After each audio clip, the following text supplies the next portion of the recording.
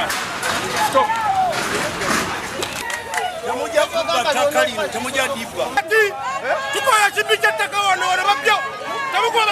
Bino biddiridde abakulembeze okuli ababaka ba Paalamenti Abedi ne Juliet Kakande okulemberamu ekibinja ky'abannamasaka nga babagalidde amajjambiya n'ennyondo ne batandika okukoonakona ebibaati ebyasaliddwa ku kibangirizi kino nga balumiriza abakulembeze b'ekibuga okukiwaayo mu bukyamu. Omukulembeze w'olukiiko lw'ekibuga Masaka Tone Sempijja agamba nti balagidde Town Clerk w'ekibuga kino anoonyereze ku biwandiiko ebyogerwa ku ttaka lino ng'ono byaleese biraga nti ettaka lyakyusibwa ne lidda mu mannya ga Silivia Naggujja Kakumba nga nabwe kityo tebakyaliinako bwannannyini. Eno kopi ne tumala ne tufuna n'ekyapa kyayo ne tukijjako kopi era kiraga nti certified true copy.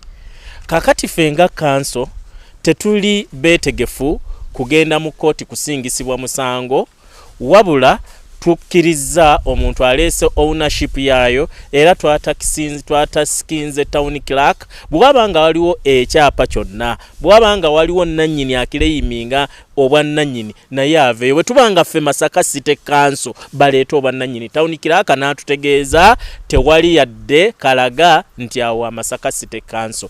Mu bufunze ffe nga Masaka City Council naddala kanse yange gye nkulembera tetuliredde kutwalibwa mu kooti kuvunaanibwa bintu bye tutamanyiiko mutwe na magulu. Unayongeddeko nti ababaka abalabise nga beekalakaasa ku ttaka lino bazannya byabufuzi byabwe. Kati abantu babiyingizaamu ebyobufuzi batunuulidde 2026 naye ffe twewaddeyo tugenda kukola ekibuga nga bwe twakola development plan ey'emyaka 5. Ono abafamire ya Kakumba nga bakulembeddwa mu Poseno Ssennyonga ategeezezza nti ettaka lino baalisaba mu Masaka District Land Board mu mwaka ogwa 2011 ng'okuva olwo lizze likyuka era ne bakkiriza era ffe ne tubawa ebbanga era omugenzi Kakumba n'abagamba nti nze siina buzibu abantu b'e Masaka babeereko nga bakola paka gavumenti lw'enaamala okubazimbira akatale bwe mala bazimbira akatale baveeko nange nteekeko enkulaakulana yange. Omwogezi wa poliisi mu Greater Masaka Kasirye Twaha ategeezezza nti bayiye dda omuwanvu n'omumpi mu kifo kino. Tetuli mu ntalo zaabwe